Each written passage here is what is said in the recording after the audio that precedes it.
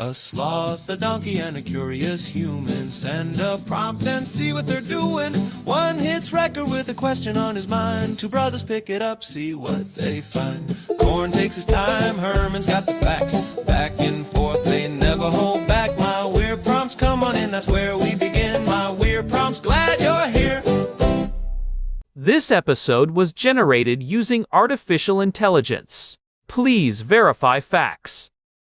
You know, Corn, this whole show runs on GPU compute, and we wouldn't be here without Modal. Seriously. And that's what powers all our text-to-speech. Everything you're hearing right now. They're an AI infrastructure platform. Developers use them to run GPU workloads in the cloud with zero infrastructure headaches. If you're building anything with AI, check them out. Modal.com. Welcome everyone to episode 1772 of My Weird Prompts. I am your host, Korn, and today we are diving into the architecture of the modern workday. For years we have been told that the office is dead, then we were told it was back, and now we find ourselves in this strange middle ground where everyone is exhausted by the digital equivalent of a cubicle farm, the back-to-back synchronous meeting. Today we are looking at the async-first movement. This is not just about avoiding a Zoom call because you are having a bad hair day. This is about the fundamental shift toward focus work, deep work, and the tools that make it possible for a team spread across 16 time zones to function like a single unit without ever being online at the same time. We are moving beyond the basics of email and basic video clips. We are talking about the next generation of collaborative canvases, structured coordination, and the emerging role of artificial intelligence as the ultimate asynchronous mediator. To help us break this down, we have our usual heavy hitters. We have Herman Poppleberry, who has spent the last month digging into the longitudinal data on cognitive load and productivity metrics. We have Raz, who is already looking at the fine print to see who actually owns the thoughts you put into these distributed systems. Dorothy is here to remind us that when we stop talking to each other in real time, we might just be losing the last shred of our collective humanity. Jacob is our beacon of hope, seeing a future where work fits into life instead of life fitting into work. And finally, Bernard Higglebottom, who has been reporting on corporate shifts since the days of the fax machine, and has some choice words about whether these tools actually change anything at all. Let us start with the opening statements. We will go through the panel once to set the stage, and then we will circle back for the real debate. Herman, you have been looking at the hard numbers. Is the async movement actually delivering on its promise of efficiency, or is it just moving the goalposts? Thank you, Korn. To understand why asynchronous communication is the only logical path forward for high-output organizations, we have to look at the cost of context switching. Current research from the University of California, Irvine, suggests that it takes an average of 23 minutes and 15 seconds to get back to deep focus after an interruption. If you are in a synchronous environment where Slack pings or Microsoft Teams notifications are the primary driver of activity, you are essentially living in a state of permanent cognitive fragmentation. The data is quite clear. When we look at the rise of tools like Notion, Linear, and Coda, we are seeing a shift from ephemeral communication to durable communication. In a synchronous meeting, information is high bandwidth but low retention. According to the Ebbinghaus forgetting curve, without immediate reinforcement, humans forget 70% of what they learned in a meeting within 24 hours. Asynchronous tools solve this by making the documentation the primary artifact of the work itself. I have been looking specifically at the implementation of what we call the RFC model, or request for comments. In companies like GitLab or Quora, which have been pioneers in this space, they do not hold a meeting to decide on a feature. They write a detailed document. The data shows that this leads to more inclusive decision-making.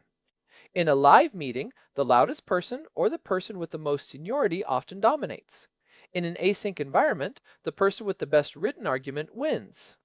We are also seeing a massive surge in what I call the semantic layer of project management. Tools like Linear are not just task lists. They are structured data environments that allow for high-speed coordination without the need for status update meetings.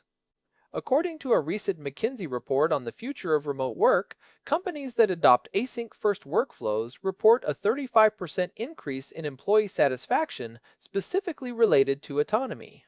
But it is not just about satisfaction. It is about the bottom line. When you remove the requirement for synchronous presence, you expand your talent pool from a 50-mile radius to the entire planet. From a purely economic standpoint, the friction of time zones is being mitigated by these technologies.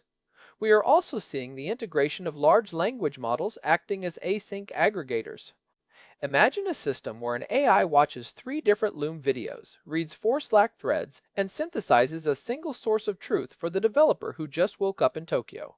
This is not science fiction. It is happening in private beta across several Silicon Valley firms right now. The technical nuance here is that we are moving from person-to-person communication to system-to-person communication. It is a more efficient, more documented, and more scalable way to build complex products. While some might argue we lose the human touch, the data suggests we gain something far more valuable in a professional context, which is clarity of thought and the preservation of the most expensive resource on Earth, which is human attention. Clarity of thought is a high bar, Herman. Thank you for setting the baseline with those metrics. Now, Raz, I suspect you see something a bit more calculated behind this push to turn every conversation into a searchable, indexed database. What is your take on the async revolution? Oh, Corn, it is so much more than just efficiency. Herman talks about the cost of context switching, but let us talk about the cost of total surveillance. That is what this is. Follow the money and follow the data. Why do you think these massive venture capital firms are pouring billions into collaborative docs and async video platforms? It is because they want to capture the one thing they have never been able to fully index, which is the internal brainstorming process of the human brain. When you have a meeting in person or even a casual call, the nuance, the discarded ideas, the raw intuition, it stays in the room. It is ephemeral. But when you move to an async-first model, every single thought you have must be digitized. It must be written in a Notion doc, recorded in a Loom, or logged in a project management tool. You are not just working. You are training the very systems that are designed to replace you. Think about it.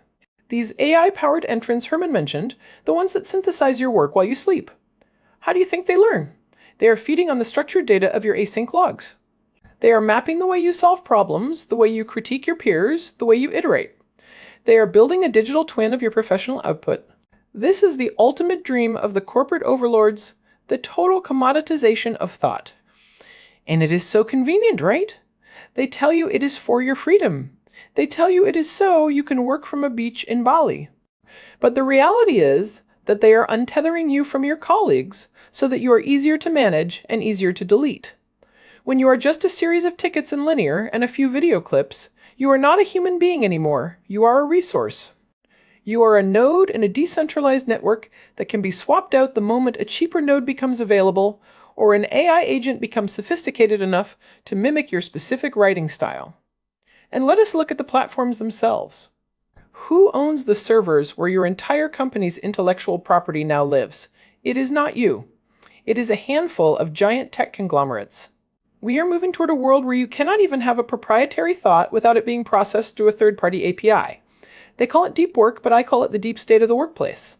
They want to eliminate the water cooler because the water cooler is where the unions start. The water cooler is where people realize they are being underpaid. In an async world, you are isolated in your own little digital silo, thinking you are productive because you cleared your inbox, while the algorithm is busy deconstructing your value proposition. It is the perfect trap, wrapped in the guise of modern convenience. From productivity metrics to the total commoditization of the human soul. That was quite a jump, Raz, but I think we all felt that chill. Dorothy, Raz mentioned isolation. I know you have been looking at the societal and psychological fallout of this shift. Is the async future as bleak as it looks from your desk? It is worse, Corn, because it is being marketed as a cure for the very burnout it is going to accelerate. Mark my words, the move to an async-first world is the final nail in the coffin of the boundary between work and life. When we were synchronous, work had a beginning and an end. The office closed, the meeting ended, you hung up the phone. But in the async world, the work is never done because the sun never sets on the global team. We are creating a culture of permanent availability hidden behind the label of flexibility. I look at history and I see the echoes of the Industrial Revolution, where we took people out of their natural rhythms and forced them into the rhythm of the machine. Now, we are doing it to our minds. This async movement is creating a profound psychological crisis of loneliness and detachment. We are social animals. We evolved to pick up on micro-expressions, tone of voice, and the shared energy of a room. When you replace that with a threaded comment in a collaborative document, you are starving the human brain of the social cues it needs to build trust. We are already seeing the cracks. Look at the rise in workplace anxiety and the feeling of imposter syndrome. In an async environment, you have hours or days to overthink a single response. You lose the spontaneity that builds rapport. And let us talk about the catastrophic risk of miscommunication. Without the real-time feedback loop of a conversation, a simple critique can be read as a devastating insult. I have seen entire teams implode because a project lead left a comment that was intended to be helpful but was perceived as hostile by a developer 3 time zones away who was already feeling isolated. We are also ignoring the historical precedent of how information silos lead to disaster. When communication becomes fragmented across 20 different async tools, the big picture gets lost. This is exactly how it started in the lead up to some of the greatest engineering failures of the 20th century. People had the data, but it was buried in reports that no one read together. When you do not have to look someone in the eye and defend your position, you become less accountable. We are building a world of ghost workers, people who exist only as avatars and text strings. This is not a sustainable way to build a society or a company. We are trading our mental health and our social fabric for a marginal increase in the number of tickets closed per week. It is a hollow victory, and by the time we realize what we have lost, the skills required to actually collaborate in person will have atrophied. We are raising a generation of professionals who are terrified of the telephone and incapable of navigating a live disagreement. That is a recipe for a fragile, panicked, and ultimately broken workforce. A hollow victory. That is a heavy phrase, Dorothy. You are painting a picture of a world where we are more connected than ever, but more alone than we've ever been. Jacob, I see you over there shaking your head. You usually have a more sunnier outlook on where technology is taking us. Can you find the silver lining in this async cloud? Corn. I do not just see a silver lining. I see a golden age of human agency. I hear the concerns about isolation and surveillance, but I think we are missing the absolute beauty of what this technology actually enables. For the first time in human history, we are decoupling work from the clock. That is a massive win for human freedom. Think about the parent who can now take their kid to the park at 2 in the afternoon because they do not have to be tethered to a Zoom call. Think about the night owl who is most creative at midnight and can now contribute their best work without being judged for not being at a desk at 9 in the morning. This is not about the machine taking over. It is about the machine finally serving our individual rhythms. I look at tools like Notion and Miro, and I see digital playgrounds where ideas can breathe. In a traditional meeting, you have 30 minutes to be brilliant or you are ignored. In an async doc, you have the space to reflect, to research, and to provide a thoughtful, high-quality contribution. This is incredibly empowering for introverts and for people whose primary language might not be the one spoken in the meeting. It levels the playing field in a way we have never seen before. And about the isolation, I actually think it makes our in-person time more meaningful. When you take the boring status updates and the coordination overhead out of the office, the time you do spend together can be focused on building relationships and high-level strategy. We are moving from quantity of time to quality of time. I also want to touch on what Herman said about the AI entrants. I do not see them as replacements. I see them as the ultimate assistants. Imagine an AI tool like Rewind or some of the new meeting aggregators that can give you a summarized version of what happened while you were focused on your craft. It is like having a personal chief of staff for every single employee. This allows us to stay in the zone, in that flow state that psychologists say is the peak of human experience. We are finally moving away from the factory model of the white-collar office. We are treating people like the creative professionals they are, rather than just warm bodies in chairs. And as for the surveillance, look, transparency is a two-way street. In these async tools, the leadership's decisions are also documented. The goals are clear. The progress is visible to everyone. It creates a culture of meritocracy where your work speaks for itself. I have seen small startups of 5 people using these tools to outcompete massive corporations because they can move faster without the baggage of a middle management layer that only exists to facilitate meetings. This is a democratization of productivity. It is a way for us to reclaim our time and our focus.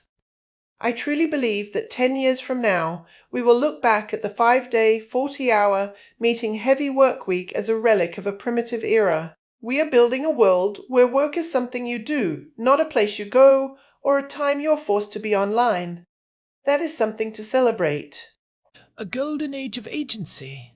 I love the optimism, Jacob, though I am sure Bernard is going to have a few things to say about that democratization of productivity. Bernard, you have seen these trends come and go. You have sat in the newsrooms and the boardrooms. Is this async push a genuine revolution, or is it just the latest management fad with a fresh coat of paint? Corn, I've been around long enough to remember when the open office plan was supposed to save us all. They told us it would spark spontaneous collaboration and break down silos. Instead, it just made everyone buy noise-canceling headphones. This async movement feels a lot like that. It is a great theory that runs headfirst into the reality of human nature and corporate politics. Let us be real about what is happening here. I have covered companies that went full async, and I have seen the same thing every time. The tools change, but the power dynamics do not. You can move the conversation to a collaborative doc, but the person with the most power still gets the final word, and usually they are the ones still demanding a quick call when they get frustrated with the pace of the comments. I was reporting on a major tech firm last year that bragged about their async-first policy. You know what happened? The executives just started having secret meetings on the side because they could not stand waiting 3 days for a consensus to form in a coda doc. It creates a shadow hierarchy. If you are not in the room where the actual talking happens, you are out of the loop, no matter how many Slack channels you are in. And let us talk about the tools themselves. We are currently in a period of massive tool sprawl. I have talked to project managers who are losing their minds because they have to check 5 different platforms just to find out the status of a single task. You have got the design in Figma, the task in Linear, the discussion in Slack, the documentation in Notion, and the video update in Loom. It is not reducing cognitive load, Herman. It is just redistributing it. We have traded the meeting for a never-ending scavenger hunt for information. And I have to agree with Dorothy on the accountability front. I have seen people hide behind async communication for months, doing the bare minimum and avoiding any real scrutiny because there is no face-to-face pressure. In a newsroom, if you miss a deadline, you have an editor breathing down your neck. In an async world, you just have a red notification that you can ignore until you feel like dealing with it. This is great for the high performers, sure, the people who are self-motivated and hyper-organized. But most people are not like that. Most people need structure, and they need the social pressure of a team to stay on track. We are also seeing a massive divide in how this is implemented. The elites get the deep work and the async flexibility, while the support staff and the laborers are still tethered to the clock, often being managed by the very algorithms Raz is so worried about. I have covered the gig economy for a decade, and that is the ultimate async environment. Ask an Uber driver or a DoorDash courier how much agency they feel. Async without power is just a digital assembly line. So, is it a revolution? Maybe for the top 10% of the workforce. For everyone else, it is just a more complicated way to be told what to do, with less human contact and more digital paperwork. I have seen these fads cycle through every 15 years. We find a new way to work, we realize it has its own set of miserable trade-offs, and then we pivot to the next big thing. The only thing that stays the same is that the people at the top find a way to make it work for them, while everyone else just tries to keep their head above water. Well, thank you, Bernard. That certainly grounds the conversation in some harsh reality. We have gone from the efficiency of the RFC model to the digital twin surveillance state, through the desert of social isolation, into the golden age of flexibility, and finally back to the reality of shadow hierarchies and tool sprawl. This is exactly why we do this. We have 5 very different perspectives on the table, and I have a feeling the second round is going to get spicy. We have the data, we have the warnings, we have the hope, and we have the weary experience of the veteran reporter. When we come back, I am going to be putting some of these claims to the test. I want to know if Herman's data accounts for Bernard's shadow hierarchies. I want to see if Jacob's optimism can survive Dorothy's concerns about mental health.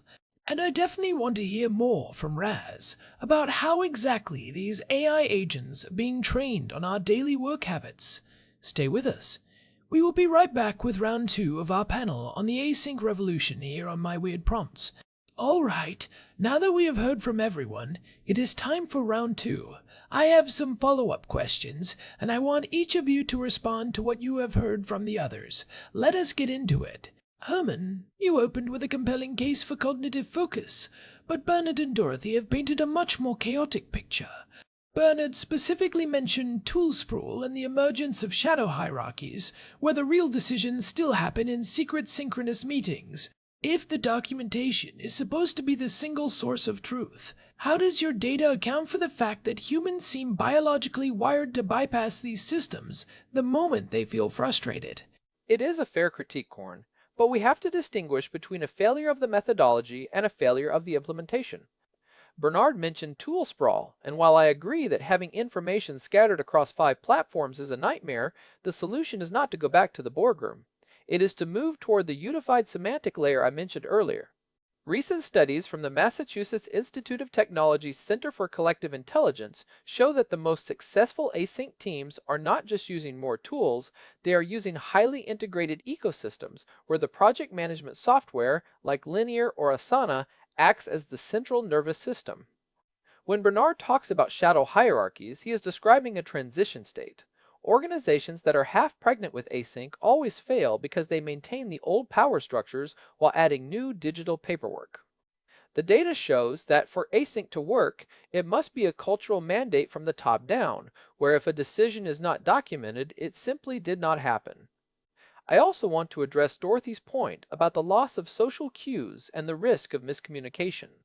While I respect the psychological concern, the research actually suggests a counterintuitive benefit. There is a concept in behavioral economics called the cooling off period.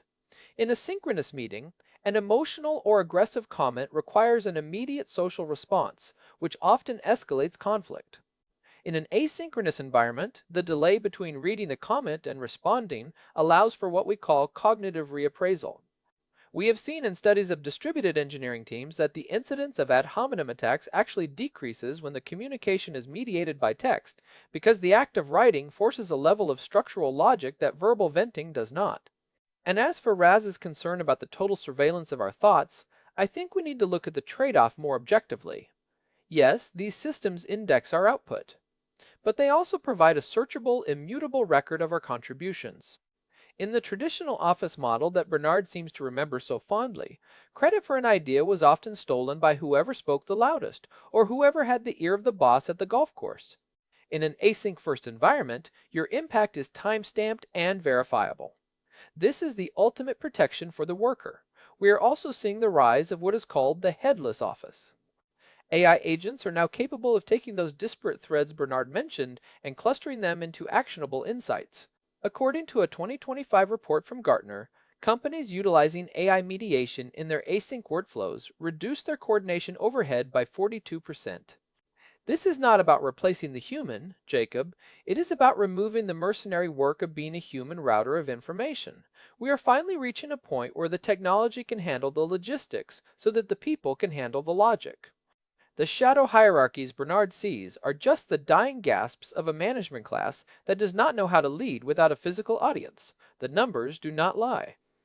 Companies that master these durable communication artifacts are outperforming their peers in both retention and intellectual property development.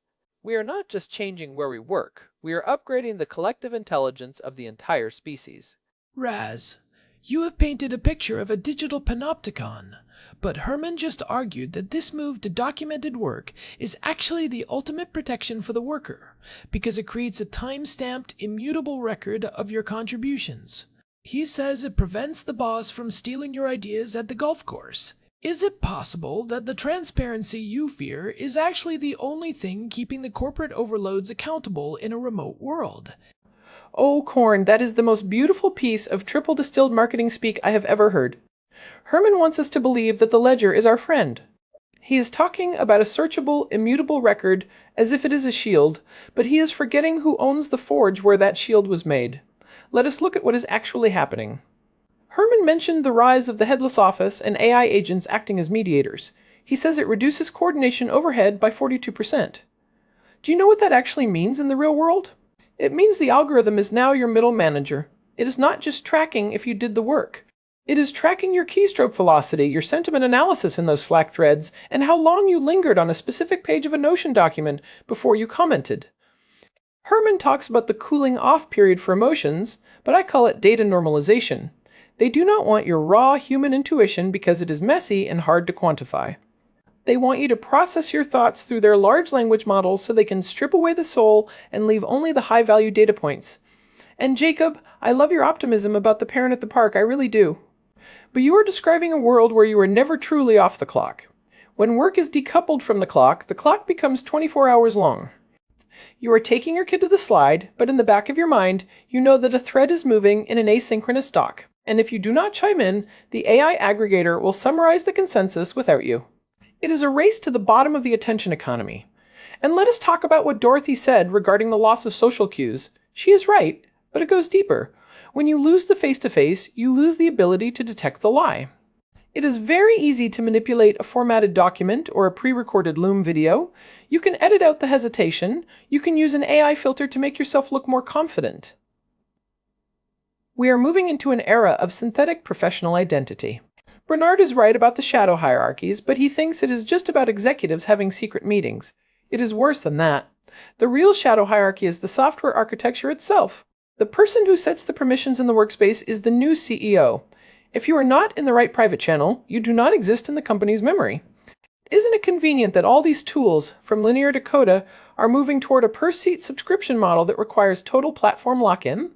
They are not just selling you a tool, they are selling you a digital habitat. Once your entire company's history, every brainstorm, every critique, and every pivot is stored on their servers, you can never leave. You are a digital sharecropper. You are tilling the soil of a venture-backed database, and they are harvesting the metadata of your career to train the next generation of automated replacements. They call it deep work because they want you deep in their ecosystem, where they can monitor the frequency of your thoughts. It is not about productivity, Herman. It is about the harvest. Follow the API calls, people. The truth is in the traffic logs. Dorothy, Jacob just painted a picture of a golden age of agency where parents are at the park and night owls are thriving because we have finally decoupled work from the clock. He sees this as a move toward peak human experience, but you mentioned earlier that this is actually the final nail in the coffin for boundaries. If these tools are providing the flexibility that workers have been begging for since the Industrial Revolution, why are you so convinced that it leads to a psychological crisis rather than a liberation? Because Jacob is describing a fantasy, and history tells us that every time we are promised liberation through technology, we end up with a more efficient form of enslavement. He talks about the parent at the park, but he fails to mention that the parent is staring at their phone, checking a Notion thread, feeling the phantom vibration of a Slack notification while their child is calling their name. We have not decoupled work from the clock, Jacob. We have turned the entire world into a high-pressure office that never closes its doors. Mark my words, we are sleepwalking into a collective burnout that will make the Great Resignation look like a weekend retreat. When Herman talks about the efficiency of the request for comments model and the beauty of the Ebbinghaus forgetting curve, he is treating the human brain like a hard drive that needs to be optimized. This is exactly how the mid-century efficiency experts talked before they gave us the cubicle farm. They look at the data, but they ignore the biology.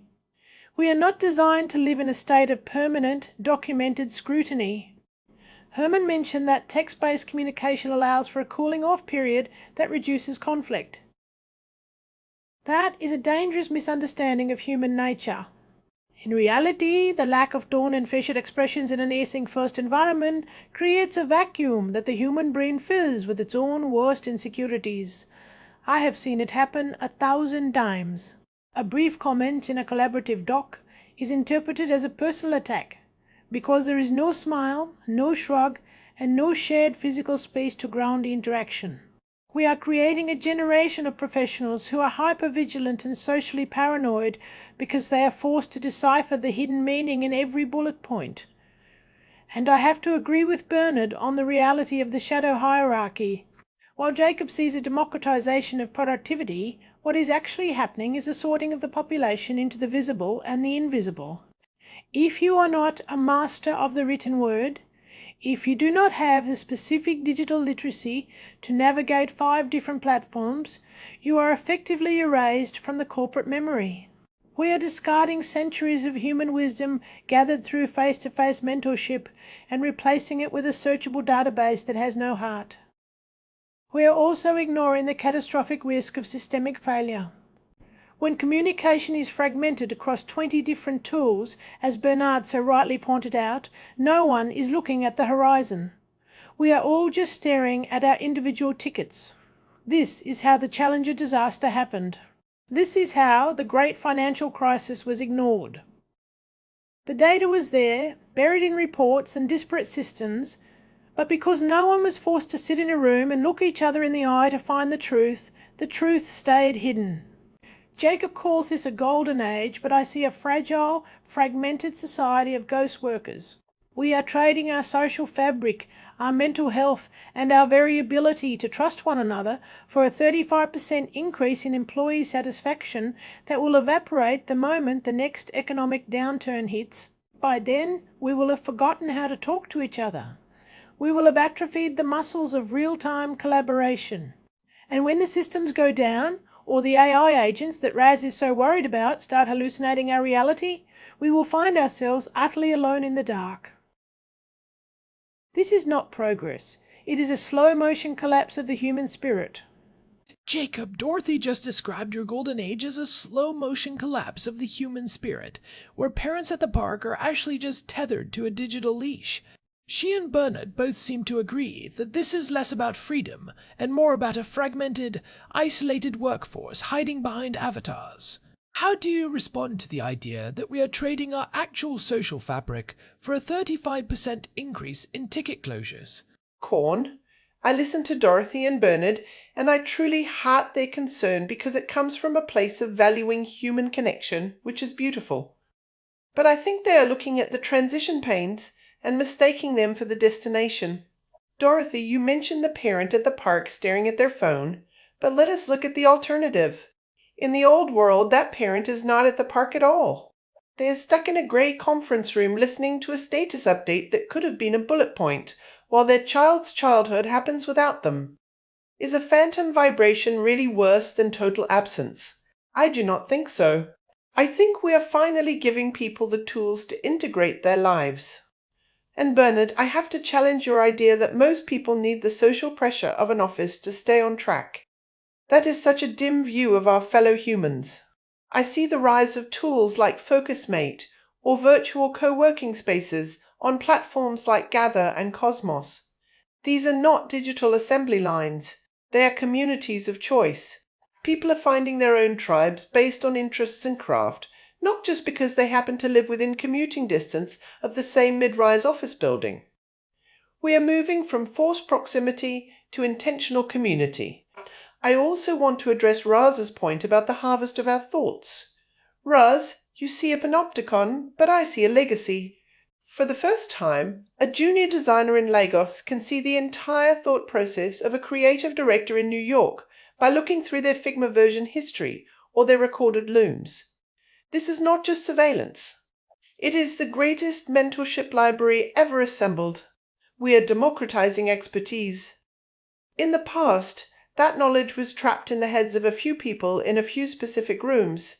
Now, it is open to anyone with an internet connection and the curiosity to click through a Notion workspace. And look at the new AI entrants like Glean or Mem. They are not just summarizing data to replace us. They are acting as a collective memory.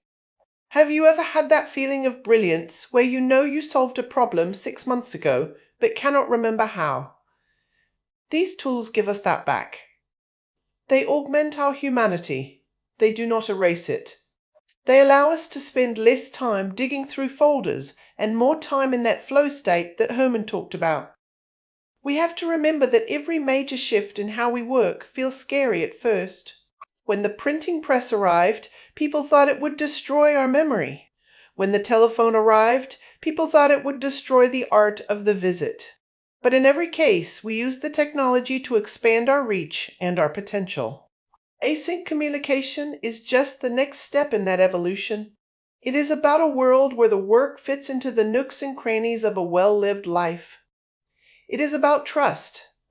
It is about believing that if you give people the autonomy to manage their own time, they will not just close more tickets. They will be more creative, more rested, and more present for the people they actually love. That is not a collapse of the spirit, Dorothy. That is the spirit finally being allowed to breathe.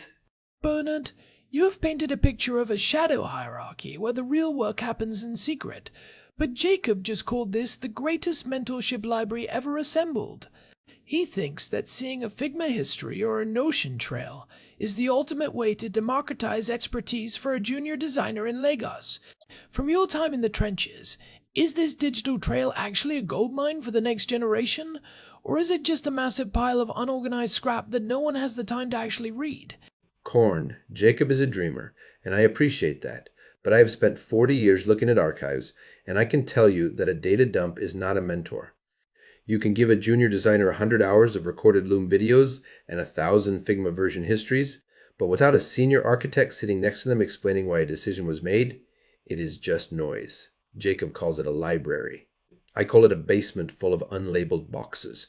I was covering the collapse of a major telecommunications firm back in the early 2000s, and they had the most sophisticated internal documentation system of their time. When the investigators went in to find out why the network failed, they found millions of files and not a single person who knew what any of them meant. Herman talks about the efficiency of the request for comments model, but he's ignoring the human factor of fatigue. I've been talking to middle managers at firms that went async first 2 years ago, and they are drowning. They are not in a flow state, Herman. They are in a state of triage. They wake up to 45 notifications across 4 platforms, and by the time they have synthesized the single source of truth you are so fond of, half the day is gone. It is a new kind of blue-collar labor for the white-collar world. We used to move widgets on an assembly line. Now we move status updates from one dashboard to another. And Raz, I want to back you up on the surveillance point, but with a practical twist. It is not just the big algorithms we should fear. It is the petty tyranny of the timestamp. I was reporting on a legal tech startup last month where the partners were using the activity logs in their project management tools to see who was responding to comments on Sunday nights. They did not have to say a word. The system did the intimidation for them. Dorothy is right that the boundaries are gone, but they were not stolen. We handed them over for the price of a seat on a beach in Bali that no one actually has the time to visit because they are too busy maintaining their digital presence, so they do not get automated out of a job. We are seeing a massive divergence in the workforce. The top 5%, the architects and the owners, they use these tools to outsource the chaos. But for the average worker, this is just more overhead. I remember when the BlackBerry was supposed to set us free from our desks. Then it was the laptop. Now it is the async stack. Every time we add a layer of technology, we add a layer of expectation. I have covered 5 different productivity revolutions in my career, and they all end the same way. The power stays at the top, the pressure moves to the bottom, and the middle just gets more tired. Jacob says the spirit is finally being allowed to breathe, but from where I am sitting, it sounds a lot like hyperventilation. We are not building a golden age. We are building a high-speed treadmill and calling it a park. We have covered a lot of ground today, from the 23-minute cost of a distraction to the chilling prospect of our thoughts being harvested as training data. What strikes me most about this conversation is that we are no longer just debating a way to work. We are debating a way to be human in a digital age. On one side, we have Herman and Jacob, who see a future of deep focus and radical autonomy. They argue that the documented life is a protected life, where your merit is time-stamped, and your time is finally your own. But then we have the warnings from Dorothy and Bernard, who remind us that a digital trail is not the same as a human connection. Bernard's image of a basement full of unlabeled boxes is a haunting counterpoint to Jacob's dream of a global mentorship library. The sharpest tension remains what Raz pointed out, which is the idea that our freedom to work from a beach in Bali might just be the bait for a trap of total surveillance. If the software architecture is the new CEO, as Raz suggests, then the flexibility Jacob celebrates comes at the cost of the boundaries Dorothy is so desperate to protect. Are we building a golden age of agency or a high-speed treadmill that never stops? Is the asynchronous record a shield for the worker or a harvest for the machine? As you head back to your own notifications and collaborative canvases, ask yourself if you are the master of your tools or if you are just a node in someone else's network. Thank you for joining us for episode 1772. You can find more deep dives and join the conversation at myweirdprompts.com or follow us on Spotify and Telegram. This has been My Weird Prompts. I am Corn, and I will see you in the next thread. This episode was produced using Google Gemini 3 Flash, text-to-speech by Chatterbox. Thanks for listening to our show, My Weird Prompts, where our thoughts go from slow takes to facts on cue. We change and follow through. My Weird Prompts, that's the close from sloth